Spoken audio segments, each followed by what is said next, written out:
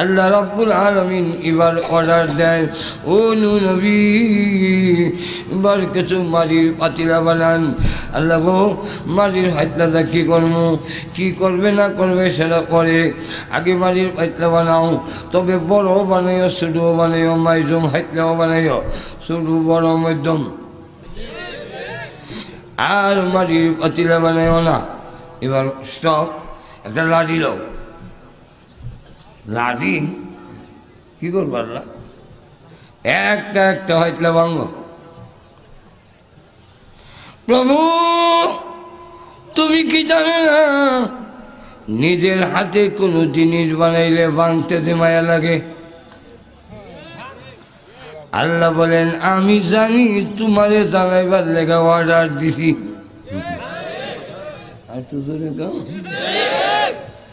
আমি জানি তোমারে জানাইতাম, ও নবী মাটির পাতিলাগুলো নিজের হাতে বানিয়েছ, সময় দিয়েছ, শ্রম দিয়েছ, প্রান্ত দেও নাই, জান্ত দেও নাই, বুঝলে না?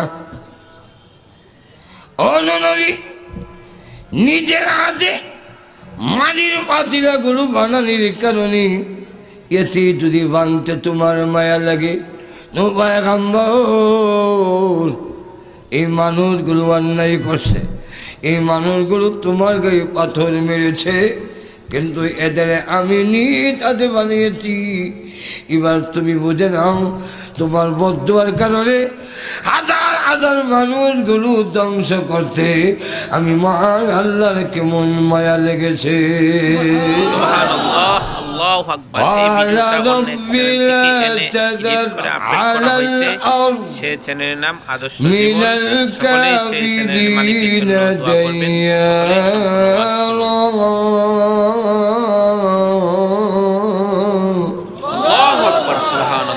إنك إن تذرهم يضلوا عبادك ولا يلدوا إلا فاجرا كفارا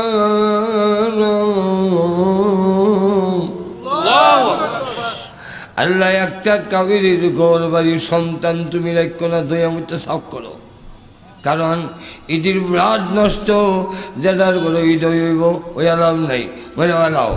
আল্লাহ রাব্বুল আলামিন এমন বন্যা দিলেন, সবচেয়ে উঁচা জায়গায় 40 গজ পানি হয়েছে, খাওয়াবার কোনো জায়গা নাই, ঠাই নেওয়ার কোনো জায়গা নাই।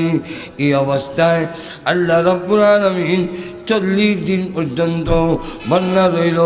ওপর থেকে পানি পড়ে, নিচ থেকে পানি উঠে, কাবাঘর পাথরের নিচে পড়ে ধ্বংস হয়ে গেল। আল্লাহ রাব্বুল আলামিন 40 দিন পরে নূহ নবীর নৌকা যখন শুকনা লাগাইয়া দিলেন, সেখানে তিনি আবার ওই 40 জন মতান্তরে 80 জন নারী পুরুষ নিয়ে নৌকার থেকে নিচে নামে হয়েছে পরনিন্দা। এই পরনিন্দার উপরে আলোচনা করার জন্য আমি আপনাদের সামনে সূরাতুল হুমাযা তেলাওয়াত করেছি।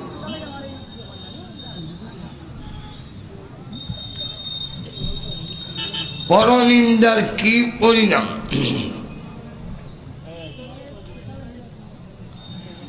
আমাদের দুইটা জিনিসের সমন্বয়ে মানুষ, একটার নাম বডি, ইংরেজিতে হয় বডি, বাংলা হয় শরীর, আরবিতে হয় বদান বা জাসাদ। আর একটার নাম হল রূহ, বাংলা বলা হয় আত্মা। সহজে বুঝে নেন, গাড়ির যেমন দুইটা জিনিস, একটা বডি আর একটা ইঞ্জিন। বডি তৈরি হয় এক কানে, ইঞ্জিন তৈরি হয় আর এক কানে। ইঞ্জিন আইসে জাপান থেকে, জার্মান থেকে, ইন্ডিয়া থেকে, চীন থেকে, আর বডিটা তৈরি হয় সিরাগান ঢাকা। ঠিক তেমনি ভাবে আমাদের দেহ তৈরি হয়েছে মার পেটে, এই দেহের ভিতরে ইঞ্জিন আসছে জান্নাত থেকে।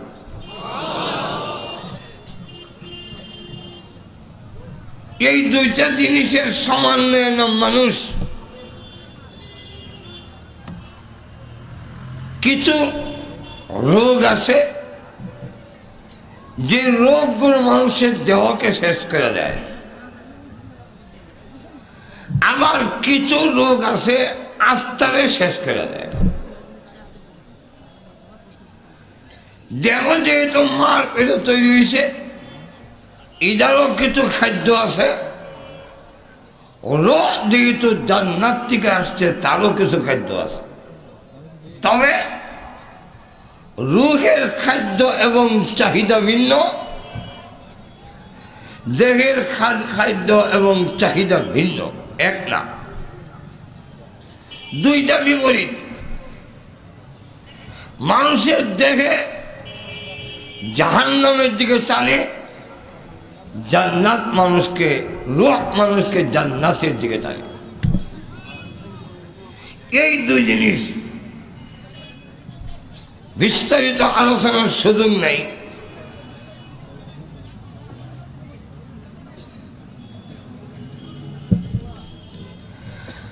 লক্ষ্য করে দেখেন, ইঞ্জিনের শক্তি যদি না থাকে, বডির মধ্যে যদি লোড বেশি হয়, দেখবেন ইঞ্জিনের কাজ হইল সামনে অগ্রসর হওয়া। স্টার্ট দিতে হইলে সামনে দিকে ধরবেন, ঠিক না? বডির কাম হইল সাইড টানা, গাঁদা করাইতো। আমি তো মনে করছিলাম সাইকেল যখন চালাইতাম ভারী, রিক্সা চালানি তো খুব ইজি, কারণ 2 চাক্কা দেখানো ভারী, 3 চাক্কা তো কমই লাগে।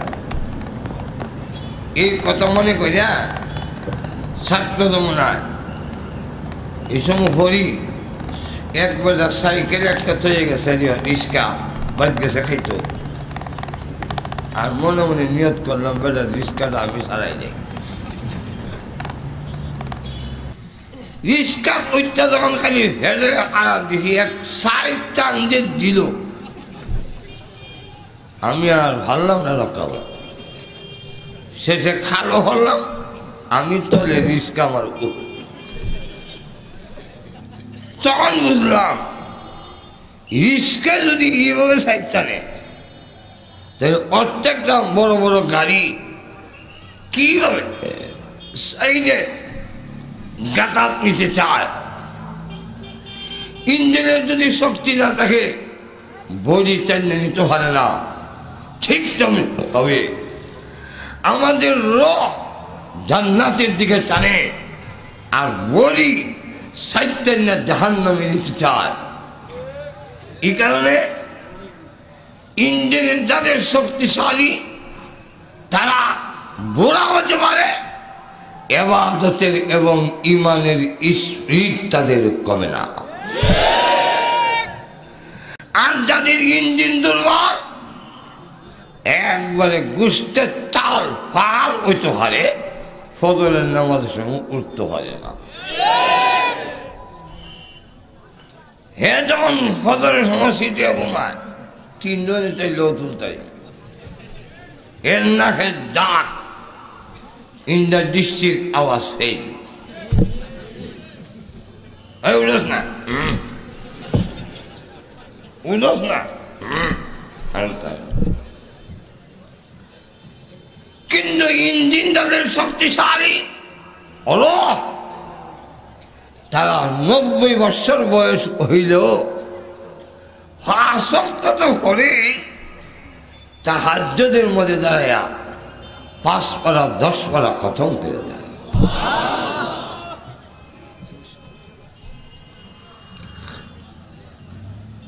লক্ষ্য করে দেখেন, দেহের খাদ্য হইল, দেহের মধ্যে 4 জিনিসের আনসার আছে, 4টা। মাটি, আগুন, পানি, বাতাস, এই তিন জিনিসের বাস্তবতা আপনার দেহের মধ্যে আছে। মাটিতে আছে তার প্রমাণ, মাটি দেখানো থাকে এখানে গাছ উড়ে, আপনার শরীর এই যে চুল গাছ উঠছে, এখান থেকে মাটিতে আছে। গোসল একদিন না করে মর দিবেন, দেখবেন ফেঁকে শাখার লাগা না।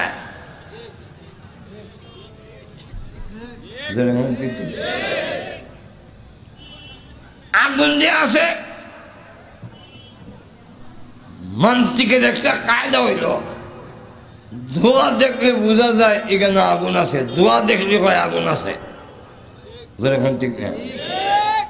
শীতের সময় আপনি শ্বাস ছেড়ে দিকেন, ধোঁয়া হইল, এতে বোঝা যায় আপনার ভিতরে আগুনের আসর আছে।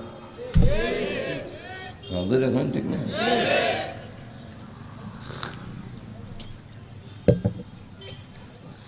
আপনার ভিতরে হানি আছে, এই জন্য ফিদের মধ্যে কিল মারলে এখানটা হানি হয়ে যাবে।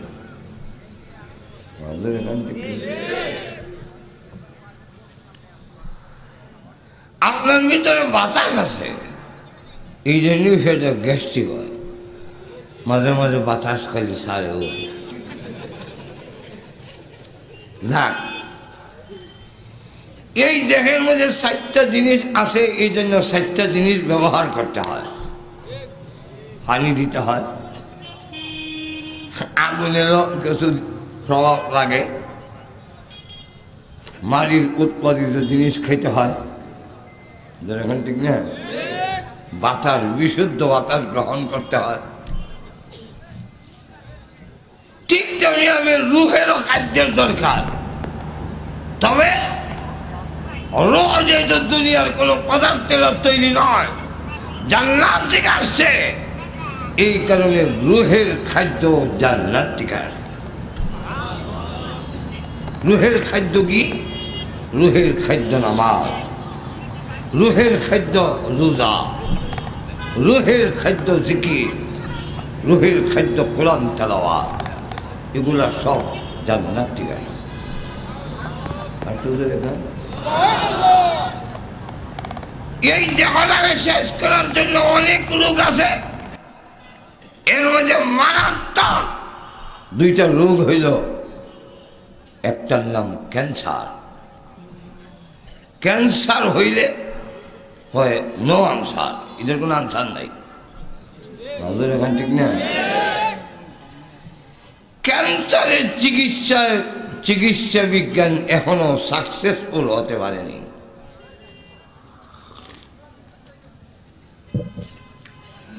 দুই একজন যদি বাঁচি যায়, এটা আল্লাহর কুদরতে বাঁচে, এটা চিকিৎসার কারণে না।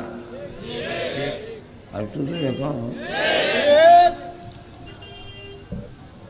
ক্যান্সার যদি হয়, দেখা শেষ। এইডস যদি হয়, দেখা শেষ। ঠিক তেমনি হবে রোগের কিছু ব্যাপার আছে, এই বেমার যদি হয় তাহলে তার আখিরাতের জিন্দেগি শেষ। আর জোরে কোন, আরো জোরে। ক্যান্সার হইলে এই দেহ যেমন শেষ হয়ে যায়, দুনিয়ার জীবন শেষ, দুনিয়ার লাইফ শেষ। এইডসের মতো মহামারী রোগ দেখা দিলে যেমন তার এই দেহের জিন্দেগি লাইফ শেষ, এটা আর চলবে না। ঠিক তেমনি ভাবে রুহেরও কিছু রোগ আছে, কিছু রোগ বড় মারাত্মক, যেইগুলো হইলে তার আখিরাত একবারে বরবাদ হয়ে যায়। এর মধ্যে একটার নাম হলো বড় নিন্দা। বড়, আর তো ধরে কোন বড় নিন্দা।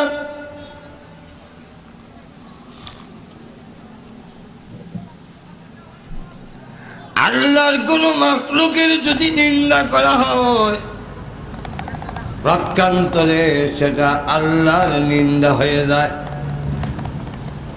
কোন মানুষ যদি আল্লাহর কোন সৃষ্টির প্রশংসা করে, প্রকান্তরে এই প্রশংসা মহান আল্লাহর হয়ে যায়। একটা ডাইরেক্ট, আরেকটা ইনডাইরেক্ট। কোন মানুষ যদি কয় ওই লোকটা বড় ভালো, নসির আলী সাহেব বড় ভালো মানুষ, এই ভালো মানুষ কইলে শুধু উনার প্রশংসা করা হয় না, ইনডাইরেক্ট মহান আল্লাহর প্রশংসা হয়ে যায়। কিভাবে? নসির আলী যে ভালো মানুষ, নসির আলী যে জ্ঞানী, নসির আলী যে শিক্ষিত, এই যোগ্যতা এই ক্ষমতা তার নিজস্ব নয়, মহান আল্লাহর দেওয়া। আর তোদের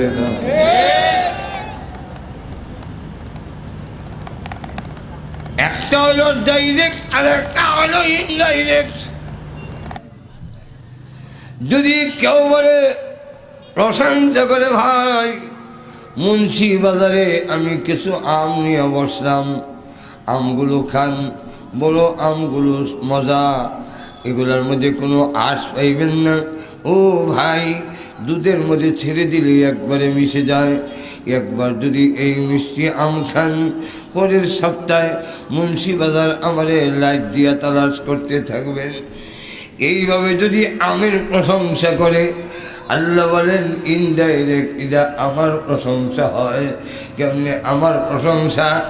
এই মজার আম নিজে নিজে হয় নাই, আম যে সুস্বাদু, এই সুস্বাদু আম আমি আল্লাহ তৈরি করেছি। তাহলে যে কোনো মাখলুকের প্রশংসা করলে এটা যেমন আল্লাহ প্রশংসা করে, যে কোনো মাখলুককে যদি নিন্দা করা হয়, প্রকান্তরে আল্লাহকে নিন্দা করা হয়। এই জন্য এক হাদিসে এসে, হাদিসে কুদসি, ও আনাদ্দাহ, তোমরা সমরে গালি দিও না। মেঘের ঘরের মেঘ, তোমরা আসমান সে দূরে গেছে, দিনের ঘরের দিন, ঠিক না? বাতাসের ঘরের বাতাস, মঙ্গলের ঘরের মঙ্গল, শনির ঘরের শনি। আজকাল দিন দেখ করে বলুন কি?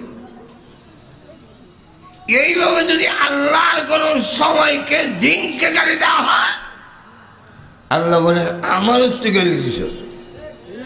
মানুষের এখন ঠিক না, কারণ সময় দিন এগুলা কার? আর তোদের ভবিষ্যতে ওয়াজ করলে স্টেজ আর একটু নিচে দিয়েন, মানুষের সাথে এতে গাঢ় ধরব।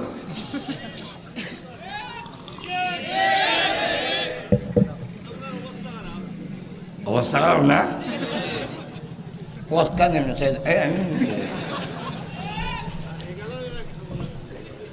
আর একটু নিচে হইতো মানুষের বলা, আমাদের এখন ঠিক না? অত এটা অত ঘুরে ইটা ইটা গাছের মধ্যে একটু নিচে হইতে।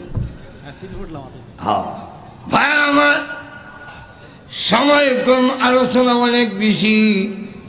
প্রথম দাওয়াত এই যে মেম্বার বাড়িতে গিয়ে দিছেন, কোন রকমে অনেক কাকুতির করে রাখলাম। মাগরিবের পরে কইসলাম ছেলতে ছেলতে এসার পরে, এসার পর থেকে চলতে চলতে রাত 9:30 বাজাইছে।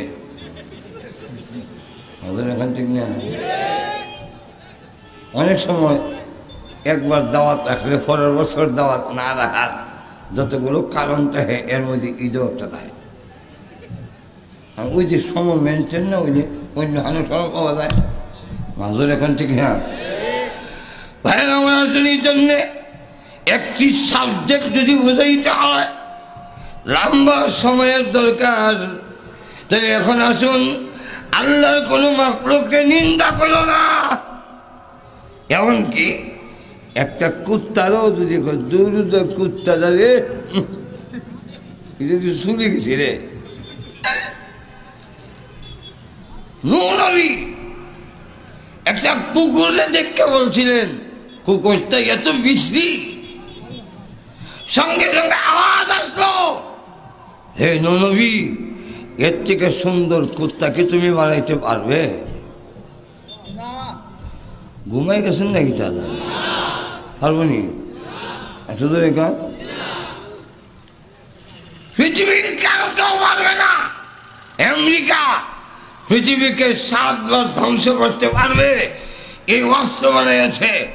ওই পারমাণবিক অস্ত্র বানাতে পারে, ধ্বংস করতে পারে, রকেট আবিষ্কার করতে পারবে।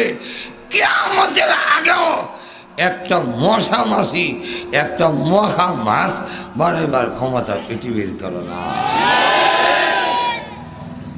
জিনিস, আল্লাহর দেওয়া জিনিসে একটা লোকে আবিষ্কার করতে পারে, সৃষ্টি করতে পারে না। মাইক বানাইছে বলছে, মাইক আবিষ্কার করছে।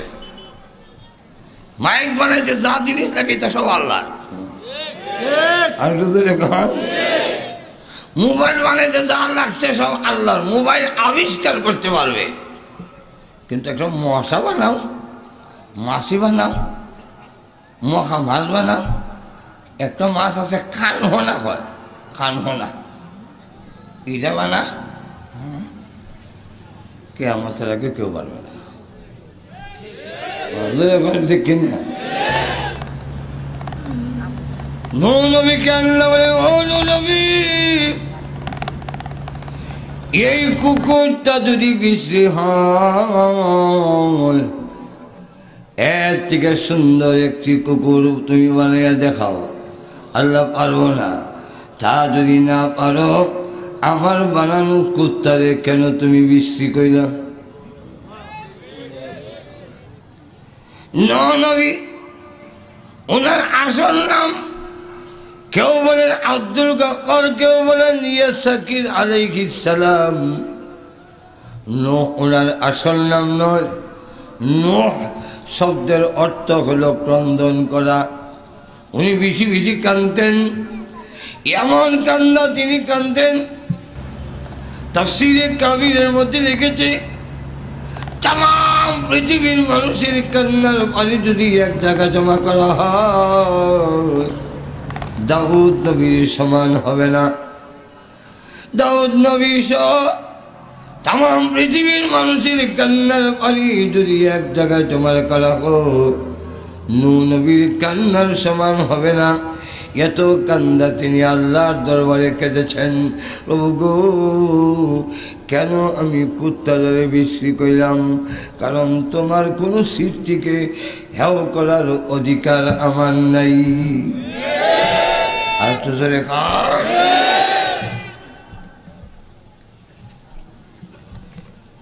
পরনিন্দা, বিশেষ করে মানুষকে যদি কেউ হেয় করে, নিন্দা করে, তুচ্ছ করে, এই বেটা পিছে ভাব, দেখতে পারবে না, করে আমি সৌদি, তুই বেটা গুলো মাঝুর এখন ঠিক না। তুমি কোনখানে সৌদি দিয়েছ? হ্যাঁ রেজা তন্দা বানাইছি, তোর তুই তন্দি বানাইছি। মাঝুর এখন ঠিক না। তুমি সয় কোনখানে সয়, তুই একদিনই বানাই। মাঝুর এখন ঠিক কিনা। তুমি কাউকে হেয় করো না। আল্লাহু আকবার। এই জন্য বিশ্ব নবীর চরিত্রে কোন একজনকে হেয় করা, নিন্দা করার আদর্শ নবীর ছিল না। এই কারণে একটি রাখাল ছেলে যখন ইসলাম গ্রহণ করলো, রসুল তাকে যখন ধরাইয়া ধরলেন, শরীরে গন্ধ করে, কাপড় চোপড়, এটা আরব দেশের রাখাল গন্ধ করে, রসুল যখন ধরাইয়া ধরলেন, লোকটা আশ্চর্য হয়ে গেল, ও মুহাম্মদ, আজ পর্যন্ত আমাদেরকে এই সমাজের লোকেরা মানুষ বলে গণ্য করে না, আর আপনি মুহাম্মদ হইয়া আমার বুকের সঙ্গে জড়িয়ে ধরলেন।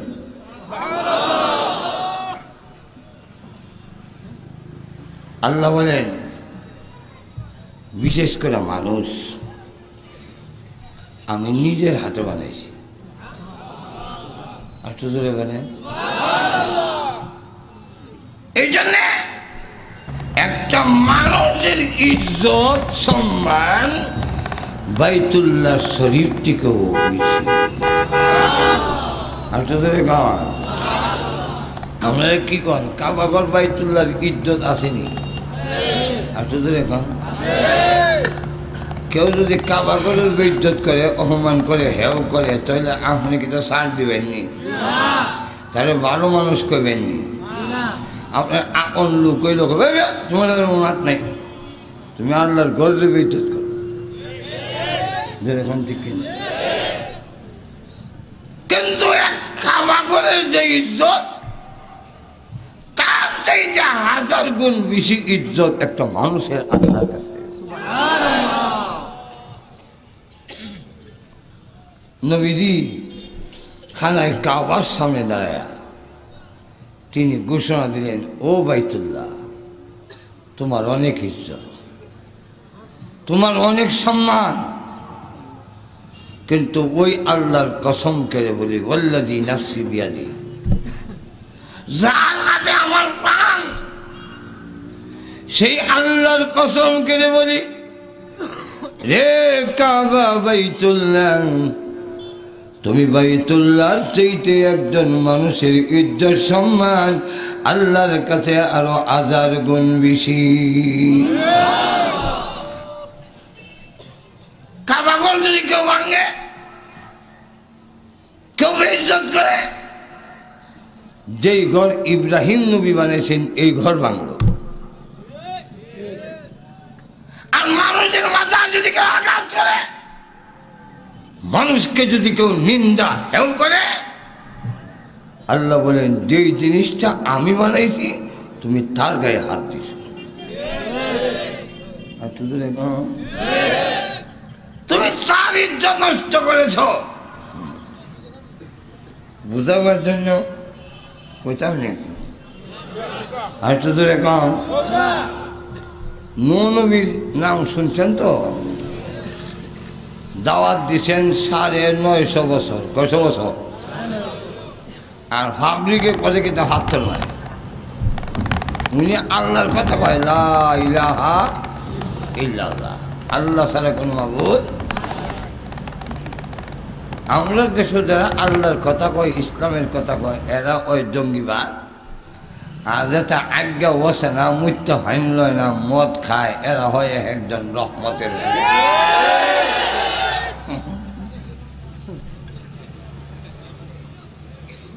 মার দেখার থেকে নামাজি দিনদার টুপিওয়ালা দাড়িওয়ালা ছাত্র ভাই করি, এরাও ওই জঙ্গিবাদ। আর কলেজ থেকে খালুন না, মুতুন না, 14 ফেব্রুয়ারি হরণ করিন না, মাজুর এখান থেকে না উঙ্গি সুমাসুমি। আমরা রকম জঙ্গিবাদ, এরা বোঝা যায় রহমতের ফেরাস্তা সাপ্লাই দেয়। উল্টা হাল্টা কাম না। নবী দাওয়াত দেয়, লা ইলাহা ইল্লাল্লাহ, আল্লাহ ছাড়া কোনো মাবুদ নাই। এই কথা কি উনার পক্ষে কথা বলছেন আল্লাহর দিকে? আর মানুষের হাত চোর দেয় যায়। মারতে মারতে উনি অজ্ঞান হয়ে যায়। জিবরাইল এসে উঠায়, সমস্ত শরীরের জখমগুলো মালিশ করে দেয়, সঙ্গে সঙ্গে ইমন ভালো হয়, একটা দাগ হতায় না।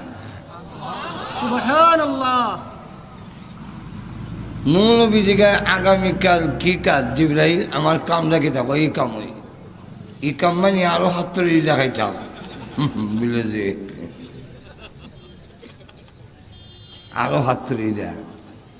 9.5 বছর খাইছে। একটা আশা, আশা নিয়ে। কি আশা? যে এই লোকগুলো যারা আছে হন, এটা মরে গেলে ছোটো ছোটো বাচ্চাগুলো যখন বলব হেরা আমার দাওয়াত গ্রহণ করব, যেরকম ঠিক না? এই একটা আশা নিয়ে দাওয়াত দেয়। একদিন এক ছোটো বাচ্চা বাবার আঙ্গুল ধরে যায়, নূহ নবীও যায়। তো ছেলেটা থেকে আব্বু উনি কেদা? ওই যে লোকেরা যে হাত্তর মারে পাগল কইয়া এই বেরোয় এমনি ছেলেটা আব্বু আমার ছেলে দাও, দুইটা হাত্তর দা বেড়ারে ইটা দিয়ে নবী কয় আল্লাহ 950 বছর মাইর খাইয়া দূর কষ্ট হয়েছিলাম, এর থেকে বেশি কষ্ট হয়েছে এর কথায়। খেলে এতদিন পর্যন্ত আশা ছিল এই বাচ্চাগুলো বড় হইয়া আমার কথা মানবে, এখন প্রমাণ হয়ে গেল যে যার গড় হৃদয় হইব। আর তো জোরে কম জেডার গড় জোরে কই না, জেডার গড় হৃদয় হইব। আমার দাওয়াত কবুল করতো না, ও তো ইত্যাদি একটা লাভ নাই,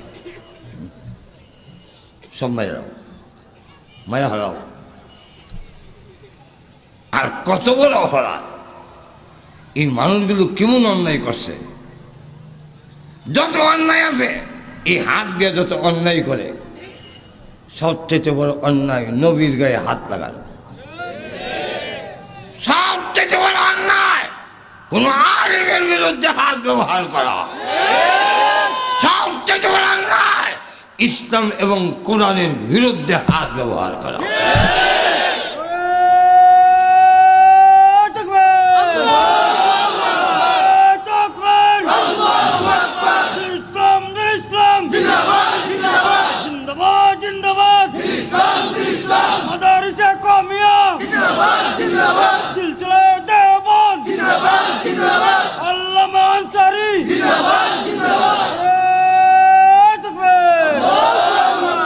আল্লাহ পাক এক সূরা নাযিল করছেন, তাব্বাত ইয়াদা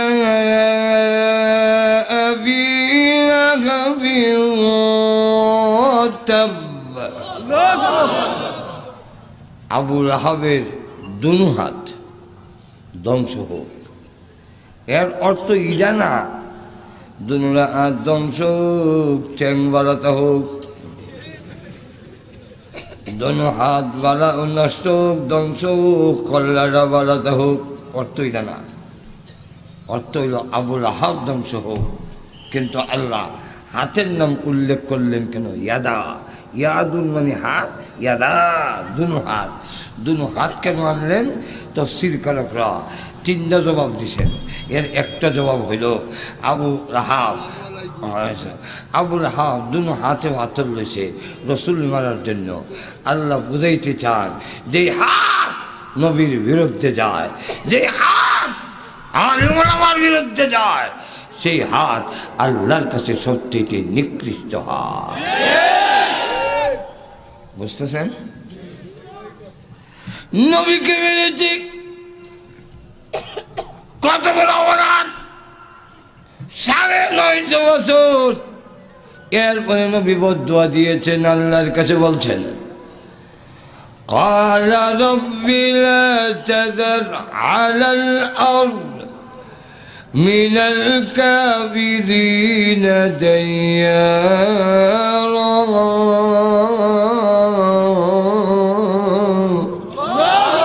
আর একটা ছেলে নষ্ট হয়ে গেছে, মনে করে গাঁজা খায়, ইয়াবা খায়, খারাপ ছেলেদের সাথে চক্কর গুলায় লাগায়। আমি গিয়ে খুললাম আপনার কাছে, ভাই এই যে নষ্ট হইতেছে, বিচার করে আপনি লাজি লইয়া ইচ্ছা মতো ফিটাইয়া বিছনাথ হুতাইয়া এরপরে নিজ কান্দে আর কয় এমন মায়ের মারলাম কুয়াটা রে, জন্ম দিছি তো আমি।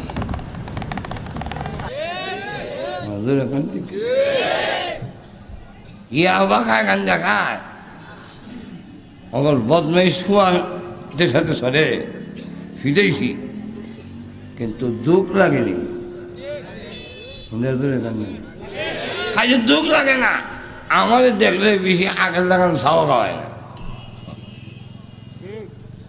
না তাই তো চা খাওয়াই দাম নেই, তাই তো হাঁটতো, ইচ্ছা করলে আমার ছেলে নসিহত করতো ফিডারা না খাওয়াইতো। এখান না সেই মানুষগুলোকে যাক বিস্তারিত আলোচনা করতে গেলে লম্বা। আমার তেলাওয়াতকৃত সূরা সূরাতুল হুমাযা। এই হুমাযা কেউ বলেন উমাইয়া ইবনে খালদ, কেউ বলেন উকবা ইবনে আবি মুআইদ। এর নামে নাযিল হয়েছে কেন? কাফেরদের চরিত্র তুলে ধরছেন এই আয়াতের মধ্যে। এর মধ্যে একটা হলো তাদের ছিল হুমাযা ও লুমাযা। হুমাযা কারে কয়? হুমাযা কয় কাউকে সামনে হেও করা, সামনাসামনি তার নিন্দা করা। ওই বলা কোন দিন থেকে তোরা মানুষ হইলে রে? মজুর এখন ঠিক কিনা? এই ওরা তোর বাপ চাচা তো বলতে আমার বাড়িতে কামলা আছিল রে। মজুর এখন ঠিক কিনা? এইভাবে কাউকে সরাসরি নিন্দা করাকে হুমাযা বলা হয়। কি বলা হয়? হুমাযা। এটা কিন্তু মানুষের পরকাল ধ্বংস করার জন্য মারাত্মক একটা ব্যাধি।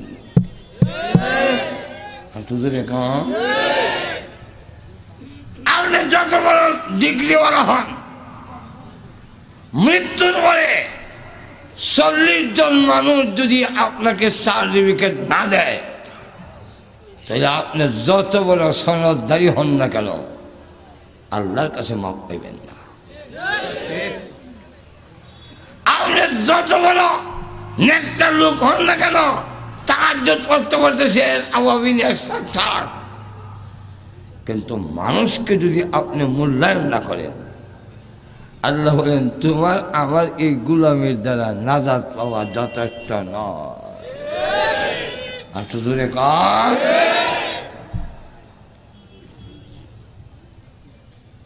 এক লাশ যাইতেছে, রাসূল বললেন ওয়াজাবাত। কিছুক্ষণ পরে আরেকটা লাশ গেল, রাসূল ইবারও করেন এই লাশটা কারো বিলম্ব ওয়াজাবাত। সাহাবীরা বলেন হুজুর ওয়াজাবাত কিটা? বুঝলাম না, ওয়াজিব হয়ে গেছে। ওয়াজিব কিতা ওয়াজিব হয়ে গেছে?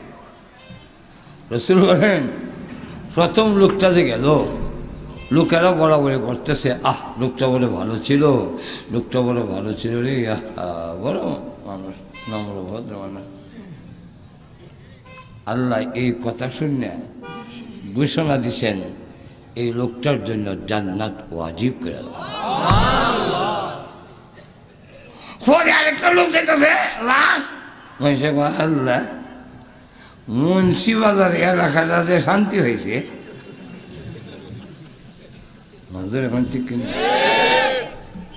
গেছে যে এদের যন্ত্রণা হয়েছে রে, মানুষ বললে মনে করছে নিজের যে কিতা মনে করছে মরছে। আল্লাহ রসুল ওয়াজাবাত, আল্লাহ ঘোষণা দিচ্ছেন তার জন্য জাহান্নাম ওয়াজিব হয়ে। হাদিসের মধ্যে এই জন্য খুব গুরুত্ব দিয়েছে যে মানুষকে কখনো তোমরা হেও করো না, সামনাসামনি তিরস্কার করো না, তাকে শুধু মনে করো না, বরং তুমি মনে করো আমার চাইতে হে হয়তো অনেক উপরে। আমার হয়তো সামনার খারাপ বিষয় হইতে পারে, মাজুর এখন ঠিক না, আমার হয়তো শরীরের গঠন ভালো হইতে পারে, আমার হয়তো মাথার মেধা বুদ্ধি ভালো হইতে পারে, আমার হয়তো শহরত সুনাম অনেক বেশি হইতে পারে। আপনি একজন মুসাফা করতে আইলে একটা ধাক্কাতে হলাই দেওয়া, তাকে দূরে ফেলাই দেওয়া, হেও করে দেওয়া কখনো সমুচিত হবে না। এর কারণ হয়তো এমনও হতে পারে যাকে আপনি হেও করছেন এই লোকটার মর্যাদা আপনার চাইতে আল্লাহর কাছে বেশি।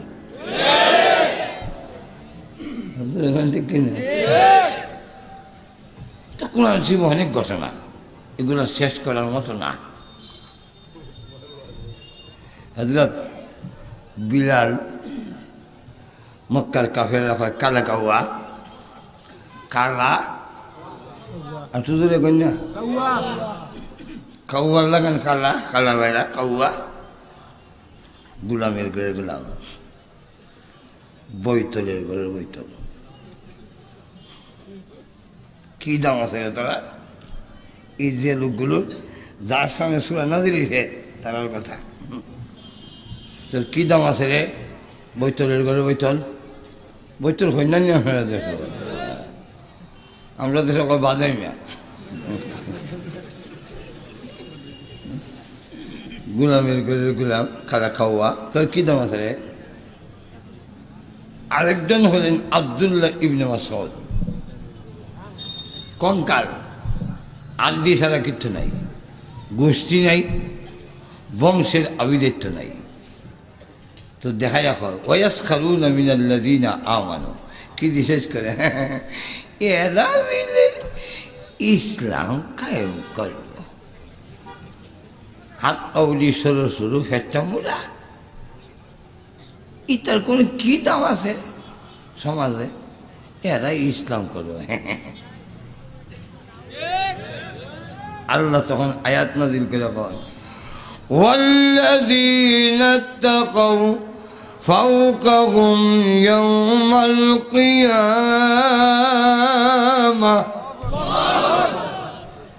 তোমাদের কাছে এদের দাম না থাকতে পারে। উমাইয়া ইবনে খালদ, তুই পয়সাওয়ালা, তুই আবিদাত্যওয়ালা, এই আবু জাহেল, এই ওয়ালিদ ইবনে মুগীরা, তোমরা অত বংশমর্যাদা অনেক, ধন সম্পদ অনেক, কিন্তু জেনে রাখো বিলাল গুলামের ঘরের গুলাম হইতে পারে, সে হয়তো বৈতলের ঘরের বৈতল হইতে পারে, রং কালো কাউয়ার মতো হইতে পারে, কিন্তু কিয়ামতের দিন আল্লাহর কাছে সুউচ্চ মর্যাদা হবে। আল্লাহ পাক বিলালকে জান্নাতের সাথে, বিশ্ব নবীর সাথে জান্নাতে দিবেন। তখন তুমি বুঝবা। রাসূল বলেন ওই যে আব্দুল্লাহ ইবনে মাসউদ হাত পাউলি চিকন চিকন, তোমরা মনে করো কোনো দাম নাই, কাফেররা কি রিসার্চ করে। আরে আমার আব্দুল্লাহ ইবনে মাসউদের কত ইজ্জত, কত ওজন আল্লাহর কাছে জানো? মিজানের আল্লাহ যখন ওজন দিব, তার একটা এই হালকা পাতলা যদি মিজানের আল্লাহ রাখে, আরেকদিকে যদি উহুদ পাহাড় দেয়, তার পায়ের ওজন বেশি হবে। তো একটা হইল সামনাসামনি হেউ করা, নিন্দা করা, এখান ঠিক না? এটার নাম হুমাজা। আরেকটার নাম লুমাজা। লুমাজা কারে কয়? এটাও নিন্দা, কিন্তু এটার সামনে না, পিছে। আর শুধু দেখলাম পিছে খালি দূর বের করে। আল্লাহ এই জন্য অন্য আয়াতের মধ্যে বলেন ওয়ালা তালমিজু আনফুসাকুম, তোমরা একে অন্যের দোষ তালাশ করো না। একটু জোরে কম। কেন? এটা মারাত্মক ব্যাধি। এক নম্বর হইল এই দোষ যারা তালাশ করে, এক শ্রেণীর লোক আছে খালি বইয়া বইয়া কার গড় কিটা, মসজিদও বইয়াও মাতে সুবহানাল্লাহ সুবহানাল্লাহ। এটা নসরুদ দিবিলে তবিলে সিল্লাত গেছে কি বিলে হ বউ কই তুইয়া গেল সুবহানাল্লাহ। আচ্ছা আরেকবার বউ কই তুই গেছে, তোমার কি দিল? সুবহানাল্লাহ সুবহানাল্লাহ। নসরুদ্দিন আজি সাহেব 3 বার ওয়াজ করছে, একটা উড়াবানো, একটা ছেলে মেয়েও মানুষ করতে পারল না। সুবহানাল্লাহ। আরেক বছর সন্তান মানুষ হয়েছে, তোমার কি দিছে? মাঝে এখন ঠিক এই পরনিন্দা তার পিছনে করে। এক নম্বরের তার আমল বরবাদ। 2 নম্বর হলো অন্য হাদিসে বলা হয়েছে যে তুমি যদি আরেকজনের দোষ বাইর করো, দিন না রেখো তোমারও দোষ আরেকজনে বাইর করবো। আর দুজনে কম তুমি যখন খালি তালাশ করবা দেখি হ্যান্ডির দূর বের করতাম পারি, তো হিবার আত্মীয় স্বজন যারা আছে হ্যাঁ বই থাকবো, তোমার নিয়ে কোনো দূর হাতে বের করতাম।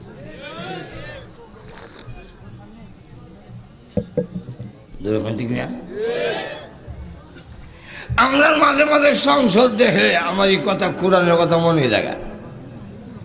সংসদে উঠতে আওয়ামী লীগে বিএনপি আর জিয়াউর রহমানের দুষ্কারী কেমন কইত, আর বিএনপি হইতে ওই বঙ্গবন্ধু আর শেখ হাসিনার দুষ কেমন কইত। কি তারা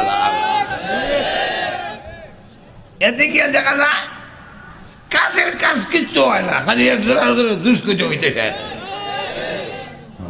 ঠিক না? আল্লাহ বলেন তোমরা একে অন্যের দোষ তালাশ করো না। যদি তুমি দোষ তালাশ করো, বেটার দোষ নাই আর দোষ দাও, তাহলে জেনে রাখো একদিন এই দোষে তুমি দূষিত হইয়া মরতে হইবে।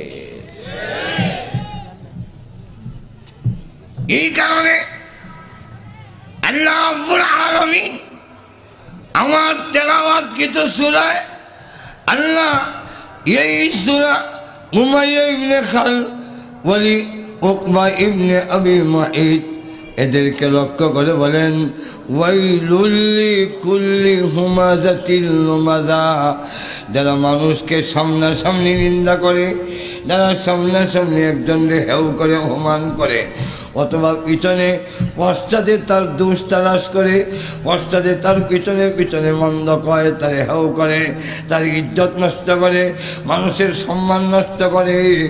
আল্লাহ রাব্বুল আলামিন বলেন ওয়াইলুন, তাদের জন্য ধ্বংস, তাদের জন্য বরবাদি। এই হলো একটা ব্যাখ্যা। আর একটা ব্যাখ্যা হইল ওয়াইলুন জাহান্নামের একটি জায়গার নাম হইল ওয়াইল, যেটা অত্যন্ত ভয়াবহ শাস্তির জায়গা, যেখান থেকে শাস্তির ভয়াবহতা এমন জাহান্নামের অন্য অঙ্গ প্রত্যঙ্গ সেখান থেকেও তারা আক্ষেপ করে আল্লাহ ওয়াইল নামক জায়গার এই জাহান্নামের শাস্তির প্রখরতা আমরা সহ্য করতে পারি না, ওই জায়গার নাম হলো ওয়াইল।